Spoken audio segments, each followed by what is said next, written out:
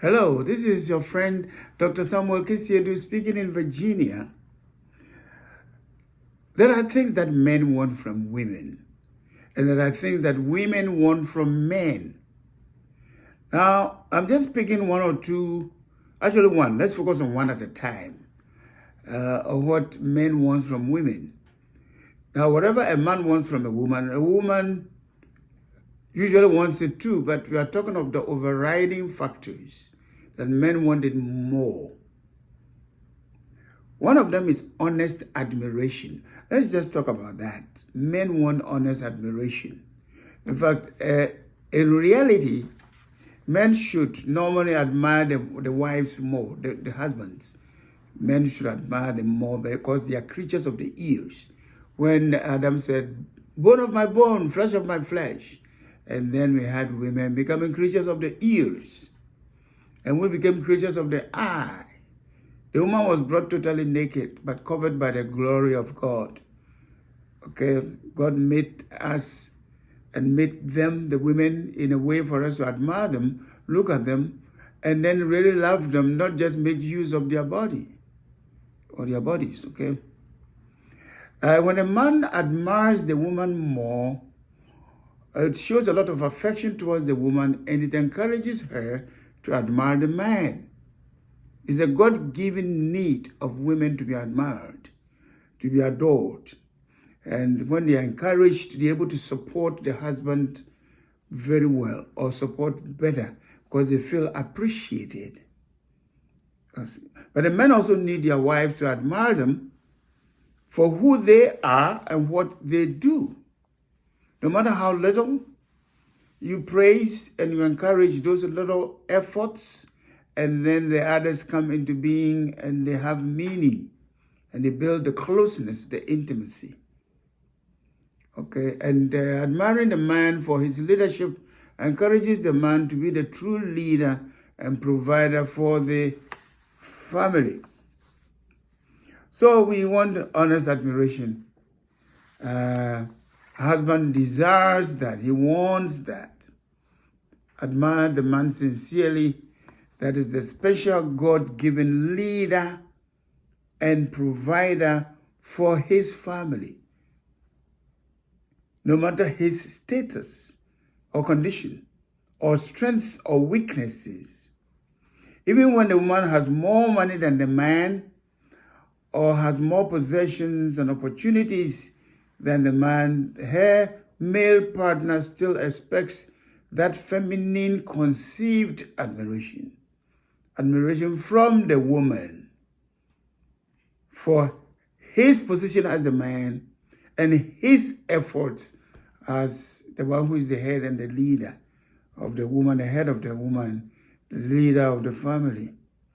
It will increase the desire of the man to draw closer to the woman. Women know that no matter how we are, if you admire the man more, here and there, it encourages him. From love-making provision of material things, food, attention, if he's not as romantic as you want him to be, supporting you, encouraging you, reading the Bible, praying, verbal appreciation, welcoming you home, helping you to carry things, cleanliness and organization of the home. Appreciate whatever you get. You say it with your lips. You see, whenever you are with people in this world, to help people to change, one of the things you need to do is to verbalize, open your mouth and say it. Any little thing that is good from the person, any efforts, any results, that becomes a kind of a cushion and something very soft, wool in the heart. So when you say the negative, they land on soft ground. But if you don't do that, and my efforts are not appreciated, I don't hear anything from you. You don't show it by your actions, typically words. And then all you do is you're able to verbalize what you don't want or what is negative or the mistake I made. Then it becomes difficult to live with you and enjoy you. And it is more difficult to take advice or correction from you, because it's like I'm living with a fault finder. Okay, so do the best you can to increase the desire with admiration, so that if the change has to occur. Now, let me mention a few things as to how to go about it. These are just suggestions. You can add more. Number one, find the right words to use for the admiration of your partner, of your husband. I'm talking of husbands now, but wives, both. Okay, find the right words. Let it be spontaneous or thoughtfully crafted. Maybe there is an event, a performance, or writing of a book, singing of a song, preaching of a sermon, delivering of a speech, the buying of something special, a care for a family member, something for the child, something special for you on an occasion. So you pause for a minute or two, a few minutes, and bring out something you have crafted that will have heavy meaning as best as possible. If it's something you want to take your time to tell the one in the night, look in the face when you have retired to bed, or when you are sitting down relaxing. So you know what, let me tell you, this gift that you give me is out of this world. You are the best. I appreciate you. Sometimes you are not able to be saying these things. Take an occasion when you are lying in bed during the foreplay or whatever, or when you finish the act, some of the good times when your hearts are there for each other. And then you tell him or her, I don't usually speak and I know I should do more, but I want to tell you I admire you and I love to do this with you. This thing you did to me, I appreciate it. It makes me feel part of you more. I feel bonded to you. And use whatever words you want to use. Okay? So find the right words to use that will have meaning and will have impact. Number two, find the opportune time, the right time, or the best time. Opportune moment, the right moment to say it. Some of them you have to take your time to say it later on. There are some of them right on the spot, it will have more meaning. Or you begin to say something, then you repeat later on. So know who the person is. Let God also guide you and use your wisdom, okay, to be able to find the best time to say it. Sometimes the best time is before the people left. If they are friends, family members, your mother, your father, your brother, your sister, a friend, somebody, or colleagues, school friends, classmates, okay, or the boss, the employee, or the children, before the children, very important, okay. If you say it and any of those people are not there when they ought to hear you, the weight, the impact could be reduced. So find out which one is private and which one is public. Okay, the right time. Number three, be sincere with it. Don't use unnecessarily sugar-coated words, words that are fake, just because you want something from the one, or if I don't say it, he's going to complain. Sometimes you may even say it, and then the one turns the back and you go,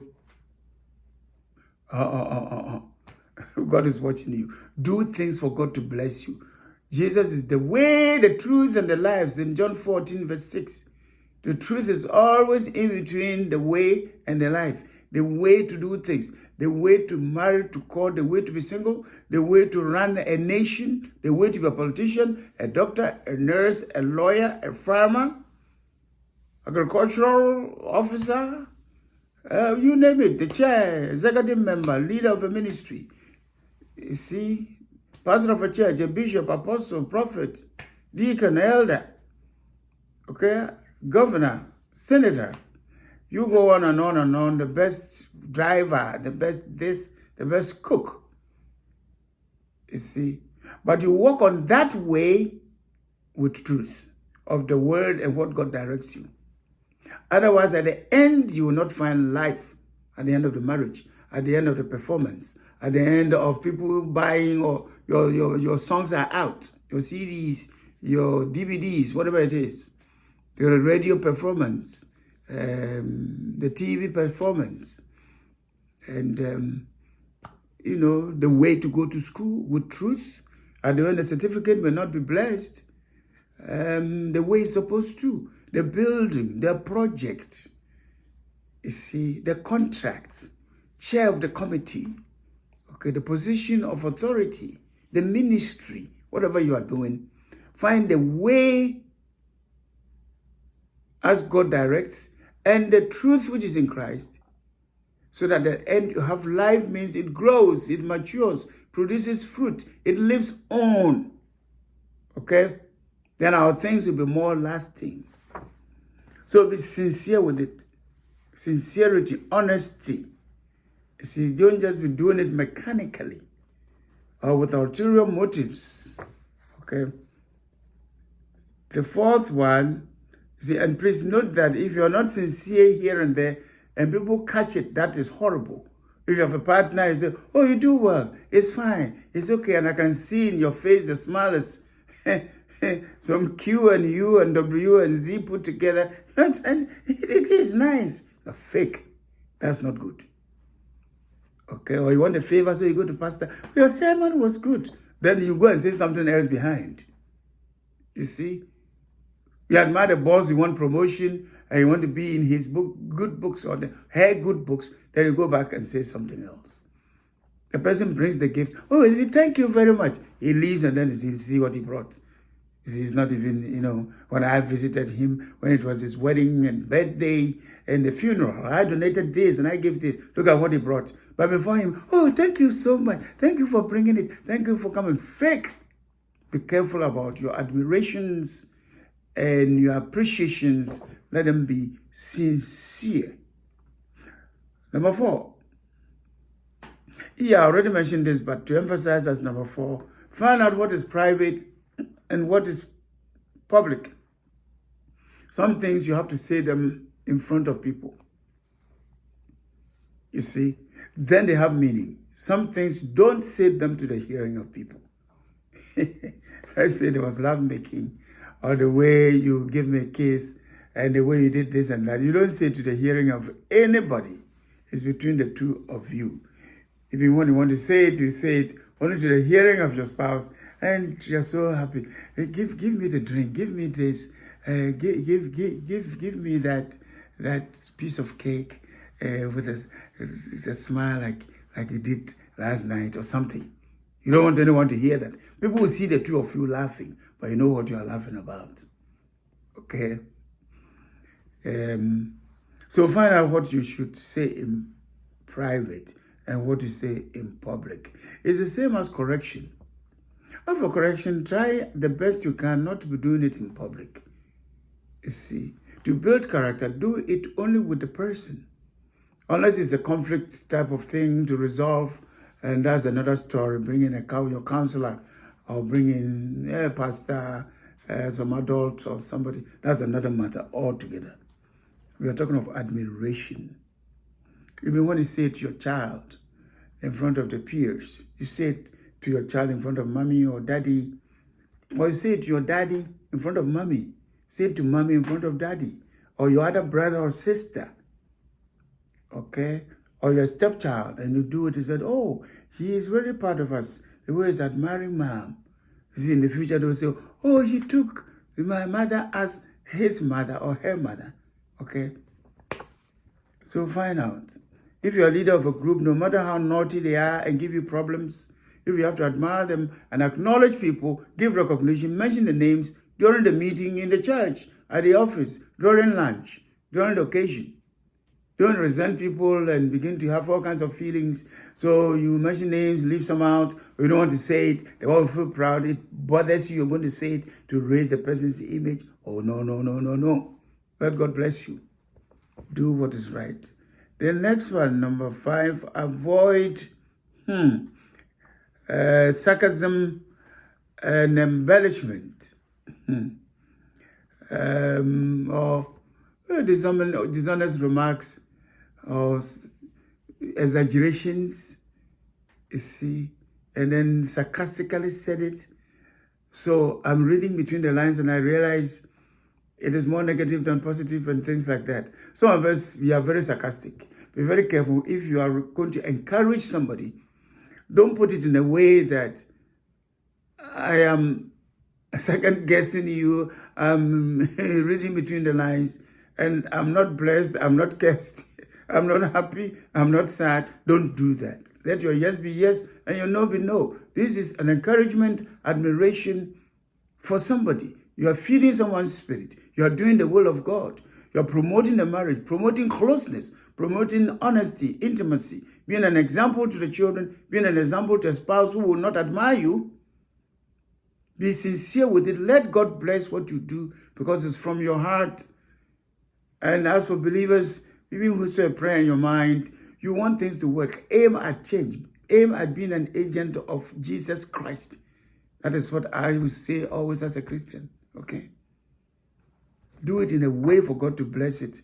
God can take something fake, something sarcastic, foolishly and things and work with it. He doesn't do that. He doesn't do that. Okay? So beware of that. All right. Number 6. Do it with a good motive. Doing it because I'm going to get a favor. Do it because I'm going to get the approval, recognition. You know, you want to go and ask for permission. You're going to be away for a week. You want to ask for salary advance. You want promotion. You want to stand for the election. You want to be voted for. So you intentionally say all kinds of things. Just introduce the speaker, introduce so and so, and then embellishment. You say all kinds of things. You know, don't do that. Okay. It's very bad and it's not the best when the one realizes you are saying things that are not true or you're exaggerating or you are doing it with a bad motive. That thing is not good. You see, don't also go around suspecting people all over the place because I asked you for help or favor.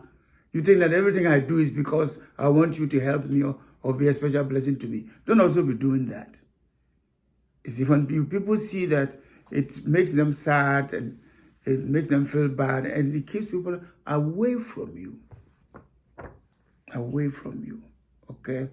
So watch your motives, bargaining chip, trying to say things, especially trying to be nice to the woman because you want some love making in the night, some bad some goodies. But after that, hurry up, don't we are late.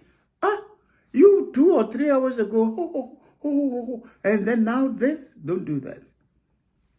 Or you want special favor.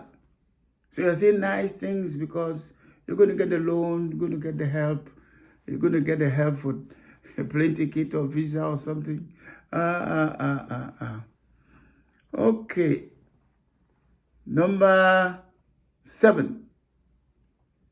You see, don't later destroy the image you created. Oh, you're wonderful. You're patient. Thank you for tolerating. Thank you for being in my life. Don't destroy that image or impression or the joy with a negative remark or a behavior. You behave in a certain way in public before people. You make certain remarks. And all the admiration I thought you were having for me, adoration and things, you just dump it all in the garbage.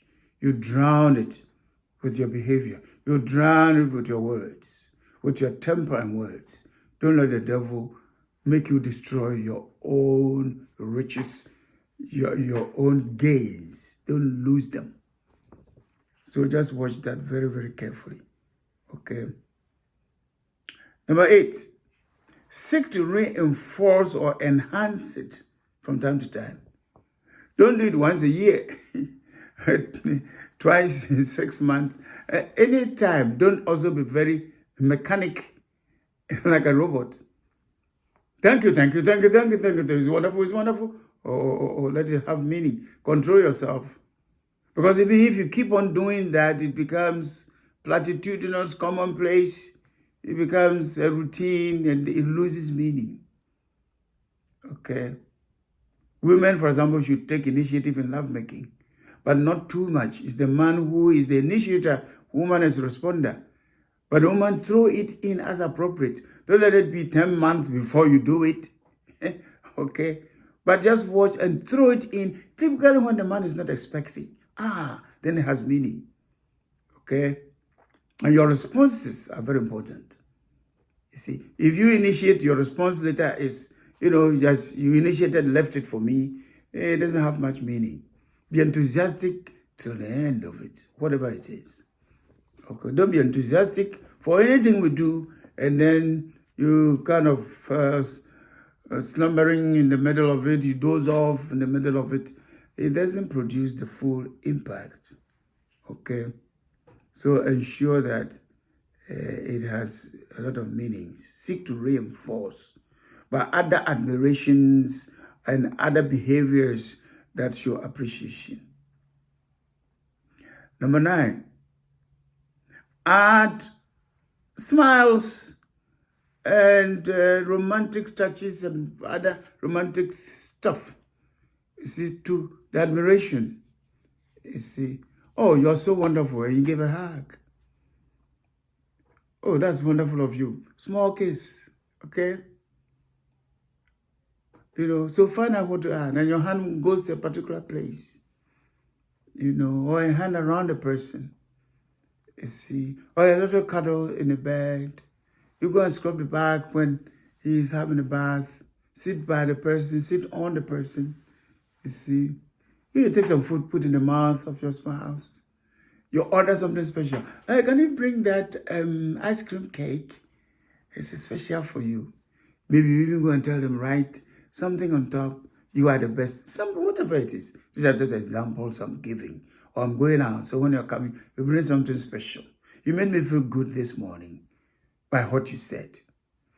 But it will be good to add any gesture of any kind or anything you add to make it special. Okay. Number 10. Let it be unique as much as possible. It can be unique for your spouse in terms of uniqueness, but let it also be unique for an occasion or for the particular thing. You see, it's like marriage, family, ministry. We don't copy people's ministry, copy people's courtship, copy people's singleness. Be careful. Copy people's marriages, copy people's families. You take inspiration. You may copy some examples. But find out what works for both of you, work for your family, work for you in ministry, you and your church, you and your group. See, don't copy another group in that church, group in town. Find out what works for you and for God to bless it in the church. Because you heard that the choir members did this, and the women's meeting did this, and the men's group, and these people did that, and the prayer force did this, prison ministry people did that. So you also want to copy, and then you force things, and you train yourselves, and do all kinds of things, as if you're competing. Hey, they also did it. No. Don't go to someone's home, look around, and you want your home to be like that. And you go into debt with credit card. That's not wisdom. Okay? Appreciate the little you have, and God will bring the rest. You see, whatever God has even given you, the shape of your being, your body, how you look like. You see, the Bible says, love your neighbor as yourself. It says, love your neighbor more than yourself. They didn't say that. Okay. There can be sacrifice where you are showing love, which you would not normally even do for yourself. That is not the one I'm talking about. But you must love yourself. It's not selfish love and self-love are two different things. Selfish love. No. If I don't love my body, I don't care. Have my bath, put on something nice, whether I'm smelling good, whatever. I don't care. I don't care where I sleep, what I eat, how I look like, comb my hair. It means you don't love yourself. You yourself as nothing walking around. How do you help others? When you can't even help yourself. That is what God means. Love your neighbor. As you take care of yourself, you're careful you don't hit your head and you nice things. If it is talked to you, spoken to you that way, you will not like it. Don't speak that way to somebody else. Is what God is trying to say. So as much as possible, look at your spouse, look at your friend, look at your parent, look at your brother, look at your sister, and open your mouth to say and stretch your hand to do. It can be phone calls, the one may be away, what you say on the phone, the frequency of the calls, words you speak, which encourages the one, makes the one move forward towards God and towards progress. Make people laugh, feel loved and cared for. Do that. Okay? And do it for others as they need you. And I want to say that sometimes it's sacrificial because that's another point. If you want to call it point number 10, the one has not treated you well. The one deserves appreciation because he didn't appreciate me when I went to sing the other day. He also sang or did something in the church or at work. I won't say anything. Intentional quiet. You didn't admire me. Why should I say something? Oh, no. You see, the way you left, you shall give a hug. The way you left without any love, any affection, so I won't welcome you. Vengeance belongs to God. God won't bless you if that is the kind of lifestyle you cultivate. Everything you say which is good, every prayer in the spirit, and every kind thing you do, they all go into your spiritual bank account. And God uses that to bless you. The more the one doesn't deserve it, the richer your currency. Okay? Understand that principle. Jesus is Lord of Lords, King of Kings. Look at how we treated him. But the more we didn't deserve, the more he acted and spoke in love and in service. You are doing it to God, not to man. In Colossians chapter 3, 23, 24, Colossians chapter 3, 23, 24. Whatever you do, do it as unto Christ, as unto God and not to men, because God will reward you for your service. It is the Lord Christ that you serve. God bless you. This is Dr. Samuel Kisseadoo. You can call me in the United States on 1-917-741-0643. In Ghana, call 020-812-6533. Ghana code is 233. So 233-20-812-6533. Kumasi, call 0275-353-802 in the center of Ghana. So 233-275-353-802. The email is kisseadoo@msn.com. kisseadoo@msn.com. There's a website, www.fruitfulministriesint.com. Fruitful Ministries, RIES, is Fruitful Ministries International Incorporated, an evangelistic and teaching Christian ministry. Okay? And we work with churches, ministries, institutions, communities. So call us. Call the numbers given.